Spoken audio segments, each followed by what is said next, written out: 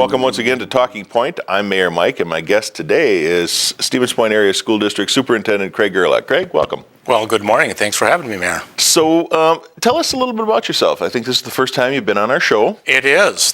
You've been with the school district for a while already. Well, this is my third year, Yeah. and so I guess that is a while. I'm actually from Wisconsin Rapids, native of, as my wife is, and if somebody said that 5 years ago that we'd be back in central Wisconsin, I would have said, I just don't see it happening, but here we are, and very excited to be here, and we're into the community and doing what we need to move this school district forward. You know, I remember when they were going through the interview process, I threw a curveball in there and asked you what your favorite Yoda. Star Wars character was.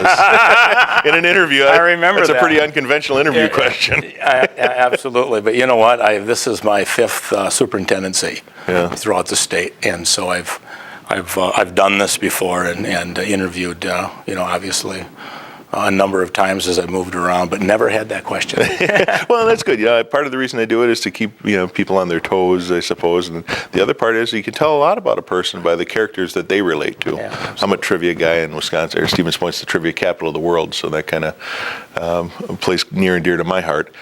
For those of us who may not know, what does a school superintendent do? You know, my mom asks me that, and she's 85 years old, and I have young, when I go around the school, the various buildings, I have young children ask that, well, what do you do? And I said, my mom asked me that question, and I have to look at her and say, boy, that's a really tough question to ask, because there are so many facets to the position. Mm-hmm. It's to some extent, a political position. Right. I'm running a school district of 1,000 employees and 7,300 students. So I work quite a bit with the community. I work quite a bit with obviously our school board.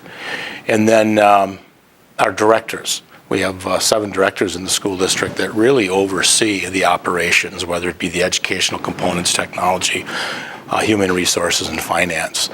But I'm that person to ensure that we move forward as a school district and deal with all the issues that come up as it relates to accountability, as it relates to the political world, quite frankly, as it relates to teaching and learning. And I think the key component is understanding where a district is, where they've been, and get an idea of where they need to go, and then make it happen. And when I say make it happen, it's really finding the resources, and that may differ from position to position, but find the resources that people need, whether they be the administration or teachers or our support staff, that they have the resources needed to be successful.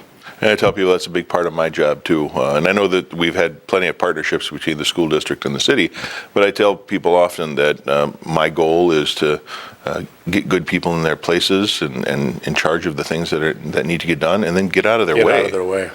Yeah, that's how progress happens in a lot of cases. Well, absolutely. We use the analogy, get the right people on the bus. That's the key. And sometimes that's moving people around and making adjustments. And when you have an opportunity, and that's one of our pillars of our strategic plan is attracting and retaining staff. Mm-hmm. You've seen it. It's very, very difficult today, too. So we've got to find a way to keep the very best people, and when we have openings, to attract the very best people. So how many different schools do you have in the school district? I know we got Spash, the high school. Yeah, we have 20 buildings. Okay. This is a significant size school district. We have obviously Spash. We have our alternative high school, Charles Fernandez, 2 junior high schools, PJ and Ben Franklin. And their junior highs, their grades 7, 8, and 9, which is a little bit different in terms of a typical structure in our high school. Spash is 9, 12. We have an alternative middle school in Pods, Point of Discovery, and then 9 elementary schools. Okay. Throughout the community. It's a lot to deal with. Yeah, it really lots of grass to cut, lots of buildings to maintain. Lots of buildings, lots of grass to cut, a lot of students to transport. Just in transportation alone, we have somewhere in the neighborhood of 100 buses in terms of our fleet. Each and every day, the number of miles we put on would take you from Miami to San Francisco. No kidding. Yep. And then at the end of the day, we drive back. That's how many routes that we have in the school district, and the number of miles that we're putting on, getting the children to school and That's pretty significant. getting them home safely. So you mentioned the number of employees that the school district has and the number of students. Has enrollment been relatively steady or declining? When I took the job, that's one of the first questions you like to ask, because our revenue is tied directly into to enrollments. And of course, many districts in Wisconsin are declining. The districts that are increasing are districts that tend to be in more your urban areas, the Madison, Fox, and the Hudson area. Point, however, is growing for the last, and the answer that I was given is that we have consistent growth. And this is we had our third Friday count last Friday. That determines the number, our enrollment date throughout the state. The last 3 years we had increased enrollment. So the third Friday count determines obviously our count, but that's done on Friday, but it's a little bit more challenging because if students are there, you got to verify that they were there the Thursday before and then the Friday after. That seems pretty complicated. It is, and then we have open enrollment. Who's in your building that lives somewhere else but open enrolled here? Okay. Because we don't count those students. So there's a third Friday count, there's kids in seat, it's fairly complex. And if we have students that reside in the Stevens Point area public schools and choose to go to school somewhere else, we do count those. So at any rate, at the end of the day, the revenue limit, the base revenue limit for us this year is $9,400. Okay. So literally Per student. per student. So you take $9,400 and multiply it by our third Friday count, and that determines our resource. But so, we're hoping that we have an increase. Granted, a slow, controlled increase of students is awesome. Right. Declining really is challenging. And there are districts that are increasing at an overwhelming rate. Some of the Madison suburbs, for different reasons, that's awful challenging as well. Well, we in the city, we're trying to get as much economic development as we can to try and get people to move here and stay here. Yeah. And that's going to help with enrollment too. So in that regards, we're kind of in the same boat. Absolutely. When we talk about funding, now I know it's a relatively complex count system, but the city was kind of put in that situation where we had been pretty fiscally responsible, keeping the tax rates low, and then the government came in and capped us and said, okay, you can only increase your levy limit from today's date based on new growth, whereas other communities were maybe a little less frugal, Right.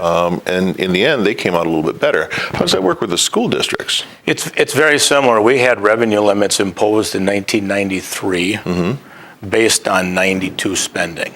Okay. So whatever district spent per student in 1992, they were frozen in 1993, and it's been that way ever since. And the only way to override that is through a referendum, obviously, which we're going to. However, last year, the governor created a low revenue ceiling, if I may. It doesn't make sense when you say ceiling because you think it's up on top, but it's the low revenue ceiling it's referred to. I would prefer to call it the basement of $9,400 per student. As the minimum. Last year we spent below that. So we automatically were able to raise up to $9,400. Okay. Again, it's low because we have always been that very responsible, very frugal school district. So in '93, when we had revenue freezes, similar to the city, we had a freeze at a very low rate. There's districts that had a freeze at a very high rate. Yeah. So the state's trying to decrease the gap. Well, they're not going to tell a high-spending school district to spend less. Which logic is what they should maybe Well, do. and there's a difference. I mean, there's thousands of dollars in between. So they're trying to raise up the bottom. Yeah. And Stevens Point is at the bottom of $9,400. Now there are a lot of other schools that are in that situation as well, but there's a lot of schools that are spending or have the ability to have a significantly higher revenue. Any idea what the average state spending per student is? I think it's 10 something, close to 11. Okay. So we are between 10 and below the 11,000. state average. Yeah. Well below the state. Okay. Yeah. And that kind of creates challenges in and of itself, because you were back in '92 when the state put the levy restrictions on the city. I mean, that was years and years ago. Right. We may not have been using the money that we should have been to keep up our infrastructure, and it keeps degrading, and there's never enough money. We're always playing catch up on these things like road repair. We know we have to do this every year, but we hadn't been spending enough on it because of the state levy restrictions. Right. to keep everything up. I imagine the school district gets in that situation sometimes too. Well, that's got a lot to do with why we're in this situation. You have to make decisions. Right. And you make the best decisions you can with the information that you have in front of you. We went to a referendum, Stevens Point Area Public Schools in '06, to override the revenue limit by $8.8 million. Okay. And that was for a non-recurring purpose, which was 3 years. Okay. 1996, you said, right? No, in 2006. Oh, 2006, I'm sorry. Maybe I said 96. 2006, and then 3 years later, you lose that resource. And so your funding drops by the 8.8, so then you go back to the public and you lobby for that referendum again. It failed in '09, and then it failed again in '10. So at that time, very difficult decisions were made. One decision was made in terms of keeping our programming intact to the extent we can. We have 1,000 employees. Well over half are teachers. That's what we do. We teach kids. We have teachers in front of children, and we want to maintain that structure. So a decision was made to defer the maintenance. Set maintenance aside. We cut our technology budget. And quite frankly, we had years and years of very, very limited salary increases for staff. And so that's how we made it. That's how we kind of got by. And then I was hired in 2016, and at the same time, the district hired Nexus Solutions, which is an engineering firm, to go through our facilities, and that's where this whole referendum process started. Okay, well, let's talk a little bit about that, because you said 20 buildings, all with varying degrees of life. Some are relatively old, and Spash is probably the newest one, right? Not counting additions and things like that. The newest building would be probably Bannock. Oh, okay. Bannock Elementary, which is 26 years old. Okay. And our buildings, yeah, definitely. P.J. Jacobs is over 80 years old, and it has the original heat system in it. Yeah. What do you know about all of those systems? Being an 80-year-old building, or even something that's 40 or 50 years old, just like in our house, I mean, there's challenges. We have to replace water heaters and roofs and windows and remodeling and upkeep and things like that. If you put those things off, they only get worse. Yeah. What kind of situations are you seeing now? All of the above. When we talked again about PJs, it's an original steam system. We've been repairing it and fixing it and bringing it up to, the speed to the extent we can. But that system, it's just very, very old technology. But you hit it on the head. It's the stuff that happened in your home that you have to deal with, and nobody wants to. Right. Who wants to spend money on a water heater? Exactly. And a furnace and an air conditioner and roofs? And, remodeling's a little different because you get to see something. But most of what we're talking about, we have over $50 million of deferred maintenance. Wow. And it's stuff you don't see. There are pipes underneath our building, sewer pipes that have to be replaced. Well, to replace those, you got to literally go down and bust concrete and replace pipes, and it's electrical behind walls and plumbing, and again, all that stuff that you don't see. It's the stuff that we don't get real excited about spending money on, but it has to get done, and you can only defer it for so long, and it catches up to you, and that's really where we're at. Yeah, and when we say defer, I mean, that's just a fancy way of saying we put things off. We're kicking the can down the road. Right, and at some point it's going to come to a head. Yes, and it is, and we're at a point now where construction costs are going up 5% a year. Interest rates are starting to climb back up. So the longer we wait, quite frankly, the more significant the issue is going to get. And quite frankly, the more money it's going to cost. So we've got some referendum questions coming up in November Yes. in regards to the school district. There's other things too. Let's split these up and talk about them one at a time. There is a capital. There's a capital, which we refer to as a bond referendum, and then there's an operational referendum. The operationals are year-to-year annual budget. Tell me about the capital referendum or the bond referendum. Yeah, the capital. And what are you going to do? We are going to address all of the issues that we've been talking about this morning. It'll allow the school district or the school board to exceed our revenue limit. You know, I talked about the $9,400. It allows us to spend beyond that in terms of capital improvements. It's actually a different fund. It allows us to borrow up to $75.9 million, which I understand is a lot of money. Big number. But again, out of that, $50 million is for the deferred maintenance, which would be the HVAC systems and all the issues that we talked about. It's also to upgrade our surveillance equipment throughout the school district. Not all of our buildings have surveillance equipment. We need surveillance equipment in all of our buildings, and the buildings that have the equipment right now have just systems that are outdated. And quite frankly, it's very difficult to really visually see, what's happening, throughout the building. So they have to be replaced. We received from the Department of Justice a grant last summer. We're anticipating another one next month. Okay. That'll exceed $500,000, which is it's good. That's good money. That's real money. But the surveillance equipment alone costs $3 million. And we've got to address the safety and security issues in all of our buildings. We have a couple of our buildings that, quite frankly, the office space is not safe and secure in terms of when you get there and you walk in.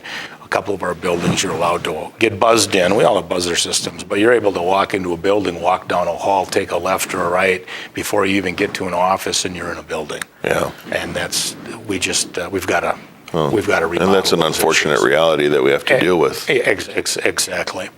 And then, we're looking at improvements to some of our learning spaces, if I may then. For example, SPASH, we're going to add on to our technology, our tech ed department. Okay.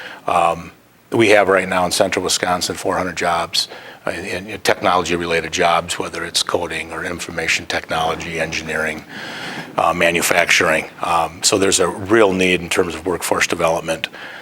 So we're going to add on space there. We're going to remodel all of the current tech ed space. We're going to add on a cafeteria between the commons and the field house, where the ramp goes down towards the field house. That'll allow all of our students to have lunch in one area. Right now, our kids are separated by an office. In terms of supervision, that gets tricky. Okay. We're also very crowded. We have kids that eat on the floor on a tray because they can't find, there's just not enough space. We have more kids that are eating at school. We want our kids to stay and eat at school. So that'll allow us that large area. We'll be able to use it for large lectures as well. And then a nice common space for all the community events that we have at SPASH, and we have many, many community events. It'll also then include bathrooms down by the field house, which is greatly needed. I know that one was a big deal. Anytime there's a public event in the field house, the closest bathrooms are all the way up by the auditorium, right. I think, unless you go in the locker rooms, I guess. Right. But that was a big deal. So the heating, ventilation, air conditioning, the plumbing pipes, those sorts of things, what kind of conditions are we talking about in some of these? Well, some of them are rotted. I take them around to our community events. Literally, we've got pipes that when we're pulling them out, they're crumbled. Wow. They're split. They just don't, they've got to be replaced. Yeah, they're just that old. We've got leaks in some of our pipes in some of the buildings. And don't get me wrong, we maintain our buildings the best we can with the little resource that we have. We're not neglecting, we're maximizing our resource. Right. But we are at a point where we're just limited. We're going to have to find money somewhere else without this referendum to do so. And of course, the only other place for somewhere else is called programming. And that's unfortunate. We're reducing, and we just don't want to go down that Well, that's a pretty good segue, because the other referendum that you're going to be asking for in November has to do with operational, which is programming and teachers. Exactly. And things like that. Talk a little bit about that. We're going to go to an operational referendum that allows us to exceed the revenue limit, the $9,400 per student. It allows us to exceed that, and we're asking for $3.5 million. Mm-hmm. You'll recall earlier I had mentioned 8.8 in 2006. It's reduced, but it's recurring. Okay. It's each and every year we'd levy the $3.5 million. $2 million is to maintain programs. Mm-hmm. First and foremost, that's what we do. We educate children. Right. And that's to maintain programs. The second is to create a sustainable technology budget, and as well as create a sustainable preventative maintenance budget. So we can have a budget, so we can put everything into a 5, 10, 15-year cycle, and so we can deal with preventative versus the deferred. Yeah, and we had done something similar to that in the city last year, where we took our pretty much capital and took our maintenance plans and life expectancy of those, kind of budgeted out and said, this is what we need to spend every year just to do routine maintenance and things like that. Right. The school district is a little bit different in the fact that there are programs that seem to always get put up on the chopping block, and a lot of that is arts, band and drama and debate, and some of the things that I was very interested in when I was in school. Talking about technology budgets, we had Norm Larson was a math teacher, and because he knew a little bit about it, that was the first computer teacher you had at SPASH. I was in one of the first classes that they had basic computer programming. Right. And now, technology is so integrated into everybody's life that, guys our age are behind the game already. It is integrated in everything, including the arts. Mm-hmm. We have a strong program throughout our buildings. We have opportunities for kids, and we want to maintain that. Yeah. I'm not interested in cutting programs and opportunities for kids. We have a commitment, and we have a responsibility as a school district to educate our student body to the best of our abilities and get them into some type of post-secondary option where they can graduate, move on, get into the workforce, and get get good jobs that have health insurance and life wage jobs that can survive. Right. It's tough. Well, and as parents, we all want our kids to succeed and have the best opportunities and maybe opportunities that we never were able to experience. When our kids go off to school, we expect them to be taught by the best possible people in the best possible environment. We want a safe, secure environment with good working plumbing, so there's not leaky ceilings, things like that. We want them taught by good quality people. So that comes at a price. And when you, as you said, kick that can down the road with maintenance and things like that, at some point you got to pay the piper. Absolutely, and good education matters. Yeah. It really does. Absolutely. When you go to the doctor and you go to the healthcare industry and you've got needs that have to get met at a personal level, I think we all could say we want the very best. Absolutely. We want absolutely the very best. And I look at that in terms of public education. We want the very best people in our schools to give our kids the great opportunities so they can be successful. I don't think anybody can argue with that. And it costs money. It just costs money. And right now what we're doing is we're asking the public to consider what's in front of us. There is a cost to it. Both questions, and they're separate. One is an increase of $69 on a $100,000 valued home, and $177. The combined questions would be an increase of $146 per household. Per $100,000. Per $100,000 of house, yes. Right. And if you take a look at our comparables, and we've got all of this information on our website, we're below the state average when it comes to tax, being a tax community, a school tax. We're below the state average, and we're also below all of our neighbors. So you've got a couple of, for people who want to find out more information, I know you had a video recording of one of the presentations that's available on the website. Do you know what the website is?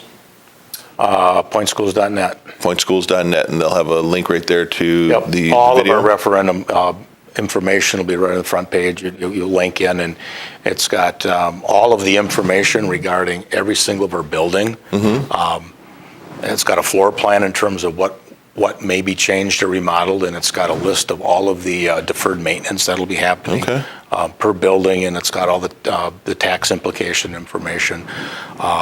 There's just a wealth of information. And if maybe you don't have access to the computer easily or something, you've got a couple of public informations. I know you've had a few already, but you've got a couple of them coming up. We've got one coming at the Lincoln Center on October 10th, and one at Ben Franklin on later in October. Okay, I think it was the 16th. The 16th. 16th of October at Ben Franklin. They're at 6:30. Okay, 6:30 p.m. I'm sure there'll be signs or something. Lincoln Center's easy. It's got one main entrance, but Right, and Sarah O'Donnell, our Director of Communications, is putting all the stuff out on Facebook. We had a mailer that had the dates sent out to the households. And that's an opportunity for people to come in. I'll give a brief presentation, and we'll have boards that will show all of the changes that are going to get made. So the community can actually go and talk to each individual principal to get an idea of what those changes will look like within their respective buildings. okay. And if they still can't find the information that people are looking for, either at a meeting or maybe on the website, is there someone they can call? They can call me. They can call Sarah O'Donnell. They can stop in, and I'm interested in meeting with anyone and everyone I can. I'm giving about 50 presentations from PTOs to the League of Women Voters to civic organizations to large group communities to get the information out. Just here's the information regarding the referendum, what questions you have, and our phone is ringing every day with somebody else calling up and saying, could Craig or somebody come to our specific meeting and give a presentation. Good. Well, I know that early voting has started at City Hall, so people are in every day now. We want to make sure that they have all the information they need to help them make their decisions. So I appreciate you taking the time to meet with us today. Tell us a little bit about yourself and what the schools do. And that website again was Pointschools.net. Pointschools.net. Pointschools.net. And that'll give you some information. We'll also try and throw something up on the video. If you're listening in radio, well, I guess we're out of luck here. But so once again, thank you very much. You bet. The referendum is November 6th. Keep in mind, there's a lot on the ballot this year. We are on the second page. The last two questions, and that's the state statute in terms of school referendum. All right. Well, we've been talking with School Superintendent Craig Gerlach, and I'm Mayor Mike. And until next time, thank you for joining us on Talking Point.